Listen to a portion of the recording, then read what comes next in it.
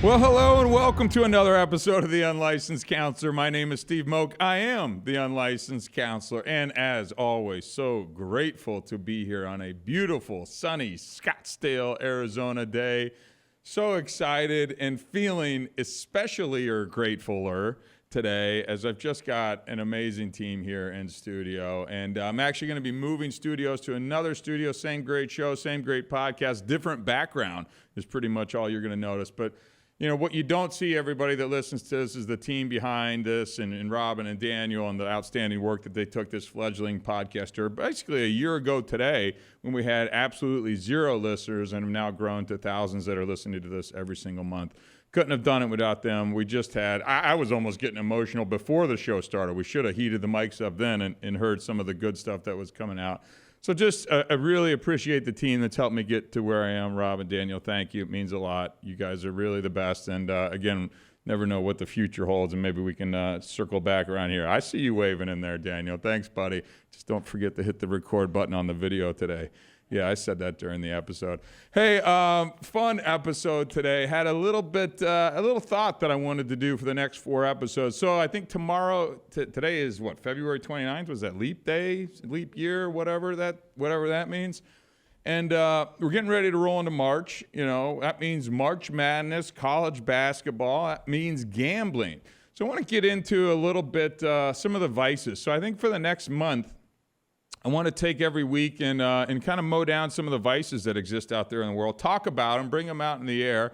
I know a lot of guys listen to this podcast too. Gambling is a big thing out in the world. I mean, you can't watch a show, a commercial, a podcast, anything without an advertising for a gambling app or anything like that. Actually, I just went to a restaurant here in Scottsdale right next to the TPC golf course. They have a sports book in the place at DraftKings or something now. So it's a new world out there. You know, gambling is all right. It can be fun. It can be dangerous for those of us that maybe have a little bit of the addiction thing in them as well, too. So let's talk a little bit about that. But I want to spend the next month, maybe the next 4 weeks, talking about gambling, sex, strip clubs, addictions, other things, vices that maybe, you know, go undiscussed a little bit. And we've talked about drugs and alcohol, so I'll probably skip that for the most part and get to some of the other things that maybe should be talked about, at least so we can be aware of the things that are out there, maybe what to do if you've got a significant loved one kind of dealing with some of this stuff, some tips, thoughts, tricks, strategies, ideas on how to talk to them about, and maybe get some help as well, too. But before we dig into the episode today, I want to say a quick thank you to our sponsor for a year now, our friends over at ShareTech. Again, if you need an at-home drug or alcohol screen, go to betterdrugtest.com. You can order that test directly from their website. We'll ship it right to your front door. This is the drug and alcohol screen that the leading treatment centers and outpatient programs recommend when their clients discharge from those facilities and send them home. The reason they do that is because this test cannot be cheated or manipulated, and it gives you the levels of drugs and alcohol. All these tests are performed in a laboratory and then sent a secure report to you. Go to betterdrugtest.com.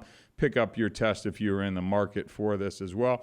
And then again, I always like to plug the nonprofit work that I do for the Coalition for Youth Drug Abuse Prevention. Go to thestopstartshere.org. Give us a follow on some of the socials. We are putting out some edgy, bold, compelling content only around youth drug abuse prevention. Our whole goal is to focus on social media and make sure we saturate the market so your kids are seeing the reasons why they need to never start. So go to thestopstartshere.org. And then again, shameless plug for the unlicensed counselor as well too. I think, what are we up to? I think 9 or 10 people. I don't know if we got any more followers on YouTube last week, but hey, you know, it's a slow journey over on the YouTube. We're starting to put up more and more content over there. Just give us a follow, a subscribe, all that good stuff. And you can always follow me on some of the other standard social channels as well. So, I got a little shook up before the show started here. We just had a little love-in. I wasn't expecting that. Just, you know, it's really nice to be surrounded by great people who really are passionate and help you with what you do. And man, it was unexpected as I walked in the door today. But back to the topic at hand. So, you know, gambling is an interesting thing, right? You know, I remember a point in time in my life when I would come home drunk from the bars. I'd be out late, or maybe I was still partying or doing some blow or something like that. And I'd hop online and start doing the online offshore poker stuff or placing sports bet. This is 10 years ago when this stuff was still very illegal, all offshore and things like that. I could see where it dovetailed right into my drug and alcohol addiction. It kind of hit on those same things, and it gave me that rush, that feeling. And now with the proliferation of legalized gambling everywhere, I think we just need to take a second and pause and start talking about these things and a little more openly about some of the problems associated with this. And look, these are behavioral, these are financial, these are psychological, and these are social problems. And I want to give you a rundown of kind of some of those examples under each of those areas as well, too. Because look, I've been in the rooms of AA, NACA, all of the recovery rooms. I've never been into the rooms of GA, but I have met some friends and had some friends that actually they were professional poker players, and I got to know some of their friends group as well. And I'm not slighting the professional poker world. There's a lot of neat, interesting people. But what I did see in a lot of those folks was a lot of the problem gamblers. The term degenerate gets thrown around. I think that almost can do a little bit of harm because I think people feel like you have to be a degenerate in order to have a gambling problem. And I really don't think that's the case. I think that you can have, a gambling problem, if not an addiction, and still kind of float above that degenerate line as well, too. So today I want to bring this topic a little more out into the open because I think this could be that tsunami that's building way offshore, right? That we don't really see coming, but that as more maybe younger people are getting into it. I know a lot of college students. I go to the gym and I see these guys, and the first thing they're doing is checking their games or putting in their parlays. There's a lot of nomenclature associated with gambling as well, too. If you're not familiar, you may want to get a little more familiar with that. So if you hear some of these things getting thrown around, you may be like, oh, I didn't know my husband or boyfriend or aunt, uncle, cousin, son is kind of, into that world so deep. So, the first thing I want to talk about is maybe some behavioral issues around gambling, right? And just some of this around what problem gambling could look like. And the first and foremost, maybe the most easy one to recognize is kind of that loss of control, right? The inability to limit money or time spent on gambling. For example, a person may intend to gamble for an hour, but ends up spending the entire day at a casino, right? Again, I'm thinking of people in my life that I know have kind of checked some of these boxes as well, too. And you got to be able to look at somebody and understand and separate them between maybe just a problem, where it's like borderline. It's the same thing with alcoholics. It's like there's some people that can drink right up to that line, but then when there's an issue, they're able to kind of pull back, right? My first ex-wife, we could party, right? And she could sit down, but whenever it would get to that point, she was able to step back. And for me, that's when I just throttle it all the way forward and keep going. The same thing kind of applies, I think, when it comes to this, right? There's some people that can kind of push it, but know that it's like, oh, that I've lost too much, or I'm chasing it now, and recognize it and understand that. If you set a limit right there and you go out and say, I'm only going to go here for a couple hours, and maybe I'm just going to play a little blackjack or play in a poker tournament, and all of a sudden it's 3 a.m. and your wife's sent you 17 text messages wondering where you are and your kids are at, could be an example that you've maybe lost a little bit of control around kind of your gambling.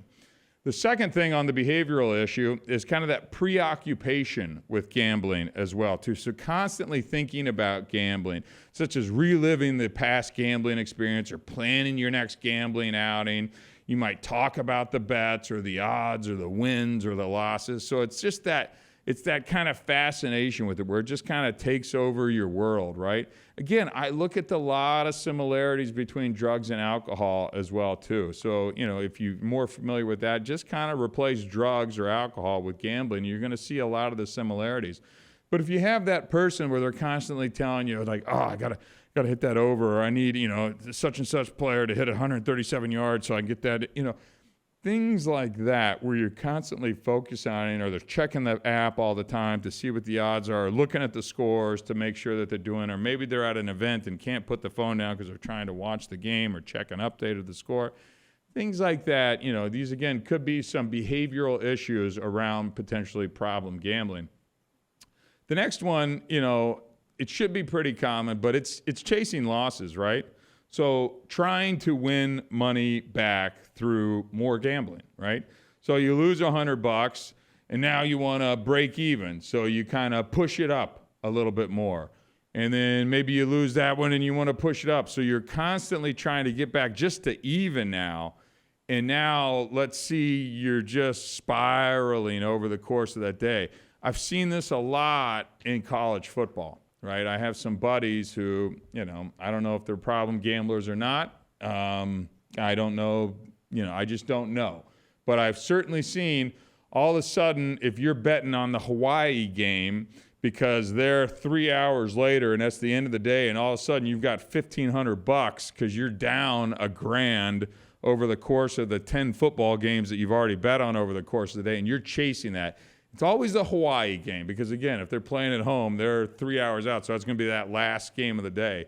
So if all of a sudden you see you're placing bets on things that, I'm sure they're a great football program and team. I think they're the Rainbows or something like that. But if you got a lot of action on them all of a sudden, I'm just telling you, I've seen this firsthand. You're chasing that thing, right? You're chasing that thing. And this doesn't just have to be on sports betting. This could be at the blackjack table as well, too, or the roulette table where it's 50, it's 100, it's 500. Everybody thinks they've got a strategy or an edge or they've got the inside or this.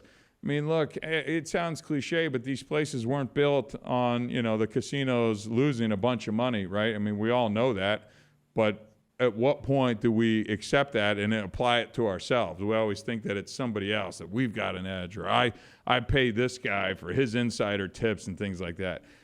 Which, a quick side note, if you're ever paying some of these insider tip guys, I've never seen a more, scandalous kind of just kind of people out there in the world where they're trying to sell you picks and they're wrong half the time. They take all this credit. They glamorize the $1 million bet that they win, but they're certainly not telling you, the $10 million that they already lost along the way. So just take all that stuff with a grain of salt, right? These experts and their picks and their lock of the day and this, and these are shows that are on ESPN and stuff like that. Now, it used to be kind of taboo to talk about a pick or a line, and there'd be these little cues on ABC of like, the weather or the cover, or they'd say little things along the way to kind of give you these hints around things. Just be super careful around this. It used to be kind of not nice to talk about. Now it's everywhere, right? There's sports shows on ESPN, there's radio shows, there's podcasts galore on all these gambling topics. Look, the best of these people are like 50%. That's the best, so how accurate can they really, truly be? Next up on the kind of gambling side, let's talk about, obviously, the financial problems that can come up from this as well, too. And number one is debt accumulation. So gambling on a credit card, borrowing money to gamble can lead to significant debt. A person might max out their credit card or credit cards or take out loans that they can't afford to repay, right? Or maybe they're going to that guy at the sports bar who's taking action without actually having to shell out some money there. That can lead you into some serious places, that loan shark or those bookies or whatever. You can get in with the wrong crowd pretty quickly. But look, you might be having a problem if all of a sudden your credit card is maxed out and it's all going to DraftKings, right? So if you have a significant other that you think may have a problem with this, I'd keep a close eye on those credit card statements and see exactly what's going where. And I'd make sure you know every credit card they have available or ATM card they have available too, right? Because it's very easy to kind of sneak this stuff in and kind of keep it under the radar. And all of a sudden, you come home and they've taken out, a mortgage, a second mortgage on the house that you didn't know about, and they're losing it. Now you've got the house is gone, the kids' tuition's gone, all these types of things. And I've seen many people get blindsided, happily married couples, because all of a sudden their husband had some gambling addiction that they just were completely unaware of. So I do think you really do need to keep an eye on this. And if you got that inkling, I'd explore it with your significant other a little bit closer. Next up on the potential problems is that financial desperation, right? If all of a sudden they need some quick money to solve a financial problem created by gambling. So this could lead to illegal activities, theft, fraud, all kinds of things. If all of a sudden they need some quick cash to kind of pay off that bookie, that loan shark, that guy at the sports bar, that guy at the casino that maybe just fronted them a couple bucks, right? You're going to run into some financial desperation real quickly. And look, these things are so volatile. I mean, I am blown away as someone. I'm not against gambling. I'm against people who have gambling problems and allowing them to continue to gamble, right? Putting a little bet here and there, but it is unbelievable how accurate the people who make these lines, who set these overs and unders and point spreads and things like that, and little innocuous things such as a layup at the end of the game, or somebody hits a half-court shot, or they fumble and it goes the other way, can shift millions of dollars in wagers. And not only is the financial aspect, but I've seen it ruin people's days, weeks, moods, attitudes. They want to come home. Now they're grumpy and angry and things like that. Is it worth all that? And if their mood is getting swung like that because of some innocuous little thing, I'd be going, man, what's going on here? That seems like a little bit overreaction to something. They just turned the ball over at the end of the game, or the guy hit a three-pointer that didn't mean anything in the game, but meant something big in terms of the point spread, right? So just keep an eye on stuff like that. If you're seeing reactions that are coming out of this that just don't seem appropriate. And then next on the financial problems is the resource misallocation, right? This is a sneaky one, right? So you're using money intended for essential expenses like rent, utilities, education on gambling activities, right? So maybe the guy, quote unquote, pays the bills or handles the bills around the house. But if this guy has a secret gambling addiction that you're just not aware of, that tuition for school, right? That those bills to keep that light on, or paying off that credit card, or that card that you just were supposed to get fixed. That game went to go, bet on, Ohio State in the over last weekend, and it missed, right? So now you're short 5K or something like that. It is ugly. It is ugly. It is ugly. But I'm telling you, it's real easy to kind of say, you know what? I feel good about this one, and kind of slip that little bet in over here, and all of a sudden you're digging yourself a deeper hole, right? A deeper hole. So the next topic I want to hit on is the psychological concerns over this. So that's stress and anxiety, right? A lot of times you'll hear this called the sweat, right? People like to have the sweat. They like the action, right? They want to sweat it out. So, in sports betting, you get the duration of the game, so you kind of have that, quote unquote, fun stuff that's going on. But worrying about, those losses or how to obtain more money for gambling can cause significant stress. I mean, this is stuff that can really weigh on you. And oftentimes, you're going to go to desperate lengths now, just like a drug or alcohol addiction, to find more money. You're going to be borrowing it from people. When I was friends with some of these poker players, I was amazed at, these people would win, $150,000 in a tournament. They'd be borrowing money a month later. And it's like, well, where does it go? It's just like they gamble, whether it's poker, it's cards, or whatever it is. That's the world that they were living in. Again, I'm not saying all poker pros are like this, but when I was exposed to it, I was just like, it was just so much money borrowing, going back and forth and fronting and this and that. And it was just like, oh man, is that really the life that you want to lead? That stress and the anxiety over all of this stuff? That's how you want? It just doesn't seem worth it to me. And then there's depression, right? So when you lose, and you will lose, right? The despair from losing, especially significant amounts of money, can lead to the feelings of hopelessness and depression, right? Look, I've been drunk at a casino and chased a couple bets before, right? And when you lose those bets, it sucks. I mean, you may not realize it in the midst of a 3 a.m. stupor at the Atlantis down in the Bahamas or something like that, and then you wake up the next morning, you're like, wait a second, I lost $1,500 last night on that? Yeah, Steve, you were betting red or black on roulette at $500 a hand, and you lost 3 in a row. Son of a, are you sick? And then you kind of play it off like, and you're like, dude, that was the money I had for the whole trip planned. What am I going to do here? That can really weigh on you, and weigh on you quickly. And that was me as a single guy. Now imagine doing that, and your finances were already taxed, and you got a wife and kids and bills and mortgage and And this dovetails right into my next point.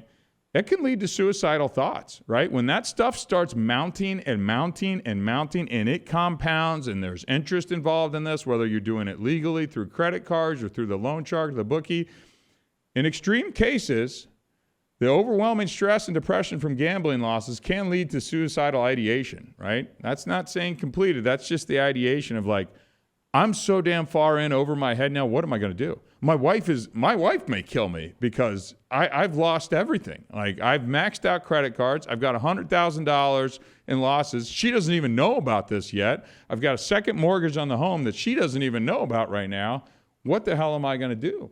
And people will often start to spiral into that dark a place, right? I mean, that is a realistic side effect of problem gambling, serious problem gambling.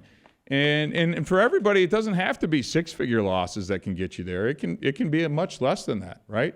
And that's serious. And you get to that dark a place, and we're going to talk about what to do and how to stop here in a second. But the last thread on this is really just the social problems as well, too.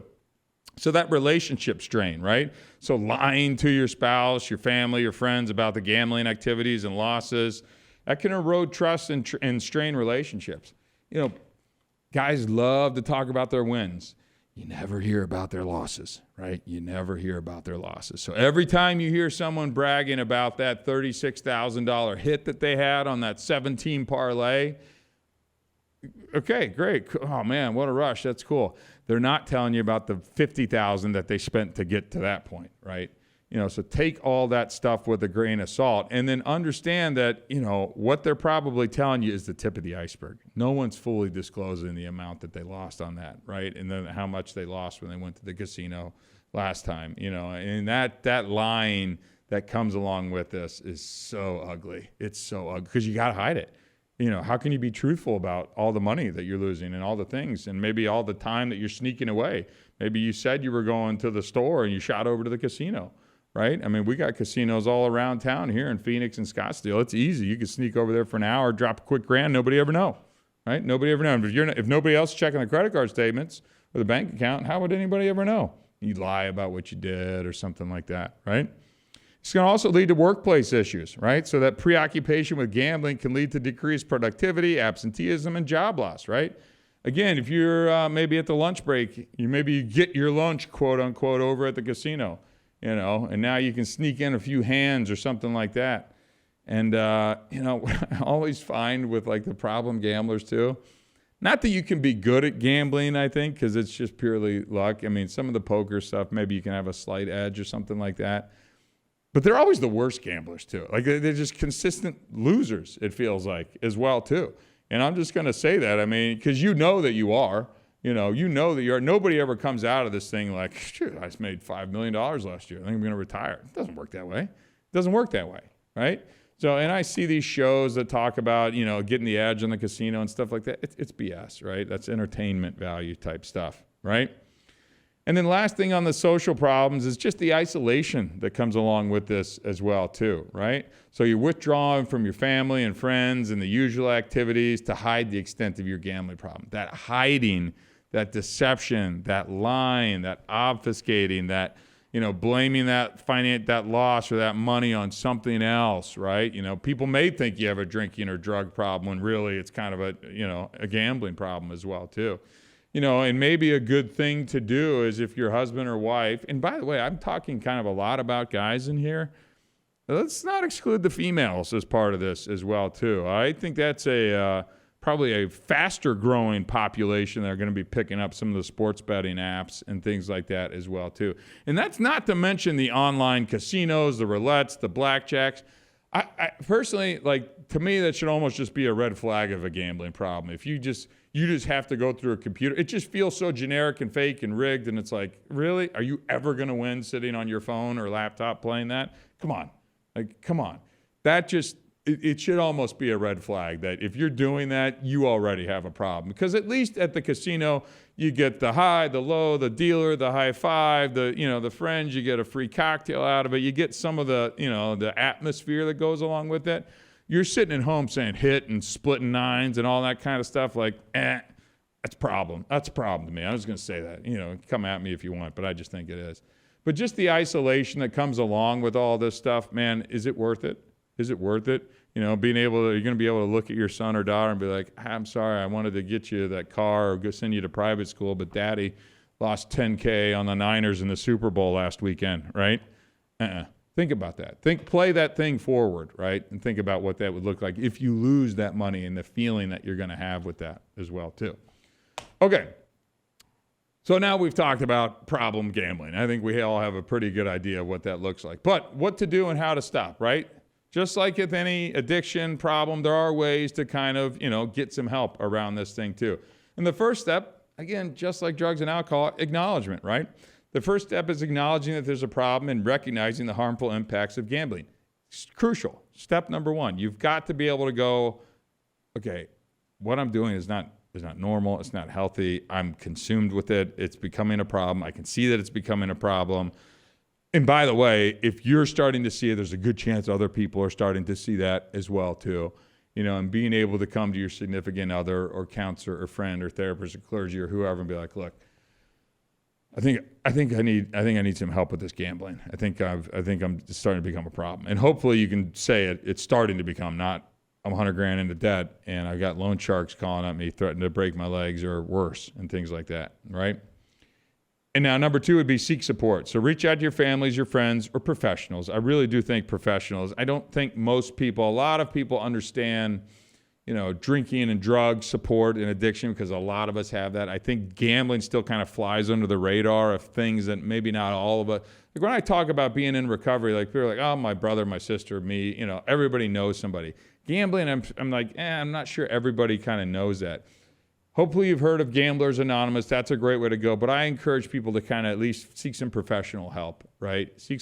Talk to a friend, but let's get to some professional help. Because this is stuff that can just wipe families out. I mean, it can wipe, drug and alcohol addiction. Yes, it can, but typically it takes you down. Gambling can take out money quickly, and you're not getting all that back, right? So, obviously Gamblers Anonymous, it's a great free community resource, but highly encourage folks to kind of get into some counseling and get that professional help. I mean, because when you get into the professional help, you're going to have therapy. There's CBT, that's cognitive behavioral help therapy, which can help address some of the thought patterns kind of associated with gambling. So I think it's important to kind of seek professional help for this one. I mean, I really do. And I don't just say that lightly, but it's like, if you got gambling, let's get somebody quickly. I also think, maybe some financial counseling. So get advice on managing debts and financial planning from a professional. This can be crucial for recovery because, let's face it, you usually don't come in to help if you're winning, right? So you're probably a crap ton in debt, and now you got to find a way to get out of it, right? So you need to get some financial counseling and get in there with your husband, your wife, your spouse, family, whatever it is. Let's make some plans to chip away at this thing so we can start to put it to bed. And let's maybe get the credit cards and debit cards out of your hand as well too, right? This one is pretty cool that a lot of the apps do use, is the self-exclusion, right? So many gaming establishments and online sites allow you to self-exclude, right? Which can prevent access to gambling opportunities. One of the cooler things that I've seen, that actually, because that hurts their business, to take problem gamblers out, they probably pump a lot of money into these things. But you can self-exclude. Does that mean that they couldn't potentially circumvent in other ways and get back in? Yeah, but I think it's a great thing to do is to kind of self-exclude and kind of say, raise your hand, I got a problem. I need to take myself out. Don't let me into this site. I'm not allowed. And they'll lock you out. I've seen this happen before where people are like, I got a problem. And look, you all see the commercials, which I think, in fact, there was an SNL skit this weekend with Shane Gillis. I don't know if anybody watches, one of my favorite stand-ups out there right now. They did, it was a spoof on a gambling site. It was like rock bottom gamblers. It's like bet on how your friend's going to hit rock bottom. It was really a funny sketch. But, it's sad in the fact that it's such in the zeitgeist now in the world that they're actually able to spoof this on SNL. But there are 800 numbers that always pop up on those things. You can call in, you can get help, you can self-exclude yourself from this website. And then you can also find alternatives as well, too. So you can engage in non-gambling activities and hobbies that can fill the void left by gambling. So activities that offer fulfillment and excitement can be healthy alternatives. I'll put one other thing on this. You might need to take a little break from watching some sports as well, too. I mean, just to go easy on yourself. Just like when I got sober, I stopped hanging out at bars. I know sports and everything are pretty common and ubiquitous, but maybe just take a little break, give yourself a little bit of time to kind of get your feet under yourself, start to, kind of level set a little bit. So maybe not hanging out in the bars or the sports books or turning the game on and all that kind of stuff. Give yourself a little breathing room to kind of do this. And then number 7, I'll say this, but I don't really like it, is the setting limits. If you can't quit outright, setting some strict time and money limits that can help manage through the problem. If you got a problem, you got a problem. This, to me, is the same as kind of harm reduction. It's like, just smoke a little less crack. No, if you're doing that, I think you got a problem.